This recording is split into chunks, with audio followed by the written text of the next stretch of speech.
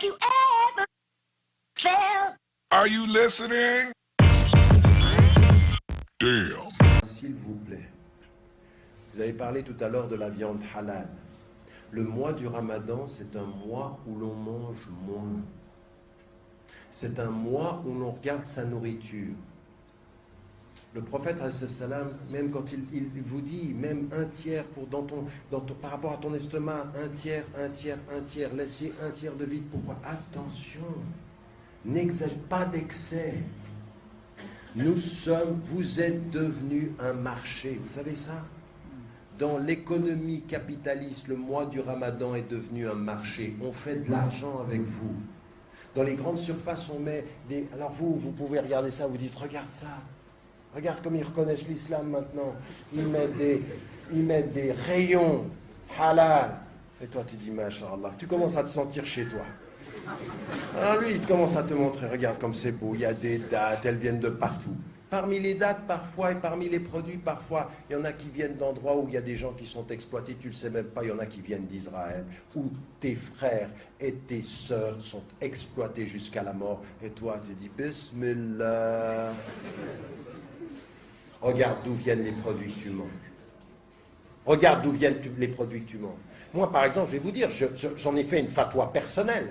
Et je la défends partout, et j'en ai parlé avec des ulama, dans tout ce que... Mais moi, par exemple, jamais dans ma demeure, toute l'année d'ailleurs, mais je ne peux pas comprendre, moi, par exemple, que vous ayez dans votre demeure, au moment du mois du Ramadan, que vous puissiez rompre le jeûne après le verre d'eau en buvant du Coca-Cola.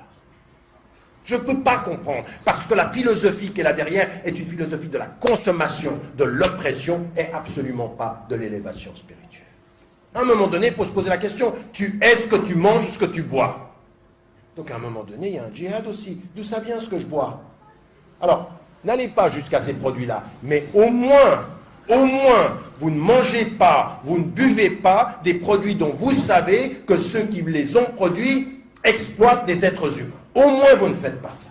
Au moins, ça c'est l'éthique du Ramadan. Au moins, vous êtes dans la résistance. Pour pas que vous deveniez un marché qu'on utilise. On vous met un bon rayon, il y a un bon parfum oriental, il y a des petites dates, c'est comme chez nous. Et l'argent, c'est chez eux. C'est ça qui est en train de se passer. Et donc, à partir de ce moment-là, on fait attention d'où vient le produit. Dernier élément, on mange moins. On ne commence pas à s'empiffrer, donc on ne commence pas à rajouter. Je veux dire, vous vous rendez compte qu'il y a des pays, maintenant on a fait des comptes, que ce soit... Mais vraiment, il y a 6 pays majoritairement musulmans, on a regardé les quantités de consommation, elles augmentent pendant le mois du Ramadan. Mais ça veut dire qu'il y a un problème, on n'a pas compris. Alors vous, à un moment donné, rentrez à la maison, vous en parlez à votre épouse, ou les épouses en parlent à leur mari, ou les enfants en parlent à leurs parents, ou les parents en parlent. On va manger moins. On fait un petit repas. On est ensemble. On va augmenter l'amour, diminuer la quantité. Et si ce n'est pas assez, on va augmenter d'amour. Vous comprenez ce que je veux dire? Il faut arrêter de commencer à amplifier les choses. Devenez dans ce... Mais pourquoi je dis ça? Parce que pour nous, c'est très important. Moins vous mangez, plus votre corps, il sent. On est dans un autre état d'esprit quand notre corps, il mange moins. Mais attendez, vous finissez le Ramadan, vous êtes déjà fatigué. Et vous le savez, psychologiquement, c'est comme ça. Plus tu manges quand tu es fatigué d'avoir jeûné, plus tu es encore plus fatigué une fois que tu as mangé. Et alors là, tu as envie de te coucher, de dire, ah là, il y a le tarawih. Et il y en a qui vont au tarawih, ils sont à moitié en train de dormir, ils ont tellement mangé. C'est pour ça que tout le monde avait expliqué au Maroc. On me dit, tu sais pourquoi on mange après? On mange après parce que pour le tarawih, il faut qu'on soit bien. Donc on va prier le tarawih, on est bien, après on mange et là, tu vas dormir. Jusque ça. C'est le suhour, quand on fait le suhour. Bon bref, tout ça pour vous dire de la pondération, parce qu'il n'y a pas d'excès, c'est notre religion, pas d'excès. Ça c'est pour nous. Mais il y a une autre chose, et je termine là-dessus, nous sommes dans un pays où aussi on doit montrer que nous sommes contre le consumérisme, contre l'argent pour dépenser. Ne faites pas du mois du Ramadan ce que les chrétiens ont fait de Noël. Noël, c'est devenu une fête familiale où on dépense pour des cadeaux. Nous, c'est en train de devenir une fête familiale où on dépense pour manger. C'est pas ça. Ne nous laissons pas coloniser par la consommation. Nous devons rayonner en France par la spiritualité et non pas nous laisser emporter par la consommation. Si les grands marchés sont en train de mettre de la viande partout, c'est que beaucoup n'ont pas compris ce que c'était que le ramadan. Et je vous l'ai dit, c'est el kitab ou al-hikmah, la sagesse, c'est ça. La sagesse, dans toutes les traditions, c'est toujours la pondération. Que Dieu nous aide, Inch'Allah, à être pondérés et à se souvenir de l'essentiel. Et ça commence maintenant. Ça commence maintenant à se préparer dans la discipline et dans la générosité, Inch'Allah, pour vous-même et pour la communauté. Salam alaikum. Ce qui montre qu'il y a toujours un danger permanent. Alors, comme je l'ai dit, et je ne cesse de le dire, je me répète encore ici, en disant, en islam, nous avons officiellement 3 fêtes. En islam, nous avons officiellement 3 fêtes. Eid al-Fitr, Eid al-Adha, wa Yawm al-Jumu'ah. Officiellement en islam, nous avons 3 fêtes. Et aujourd'hui, les fêtes de Noël et Nouvel An, ce sont des fêtes qui ne sont pas destinées aux musulmans. D'abord, je vous rappelle que l'islam n'est pas contre l'expression de la joie. L'islam n'est pas contre la manifestation de la joie. Et que le prophète a été clair pour dire « Likulli qawmin aïda ». Chaque peuple a un jour de fête.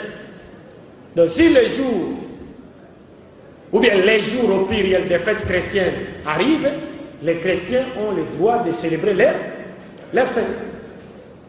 Mais nous les musulmans, nous n'avons pas du tout le droit de célébrer les 2 fêtes de fin d'année. Donc Noël et Saint-Sylvestre ou la fête de Nouvelle.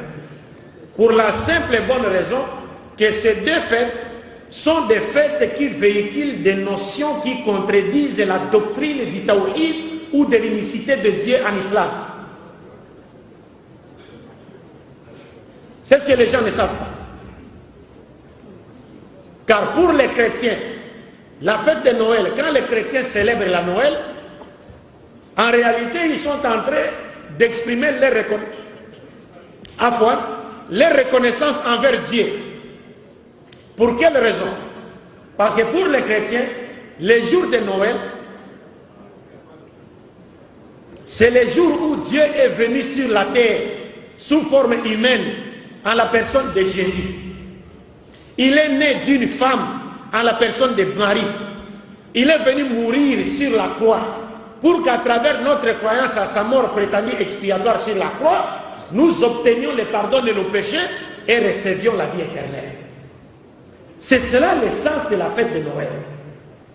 Donc un musulman qui célèbre cette fête, il accuse Allah et son prophète d'être des menteurs. Fallait en dire. Parce que si vous célébrez cette fête, vous voulez en réalité nous dire, vous êtes d'accord avec les chrétiens pour dire que Dieu était venu sur la terre sous forme humaine à la personne de Jésus.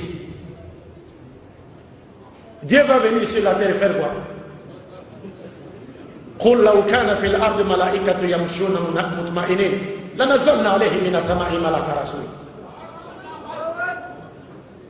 Dieu va venir sur la terre, il est arrêté par ses propres créatures, battu, frappé, ligoté, crucifié.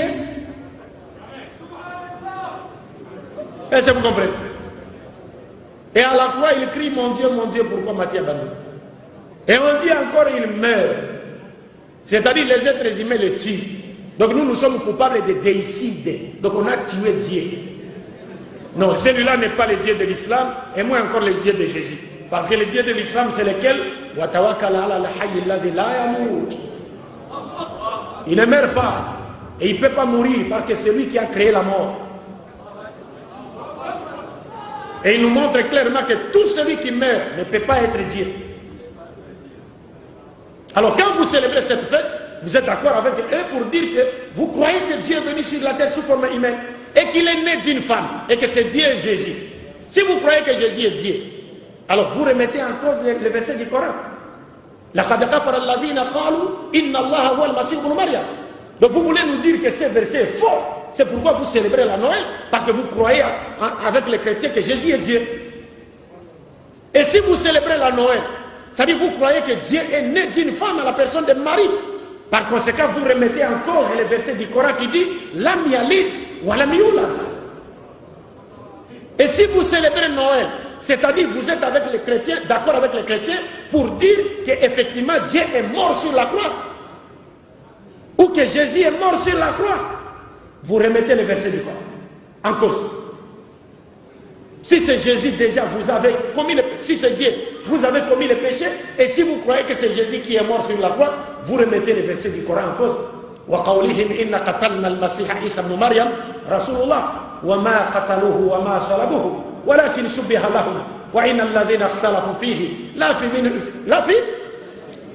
لا في شك منه ما له به من علم إلا اتباع الظن وما قتلوه يقينا بل رفع الله إليه وكان الله عزيزا حكيما.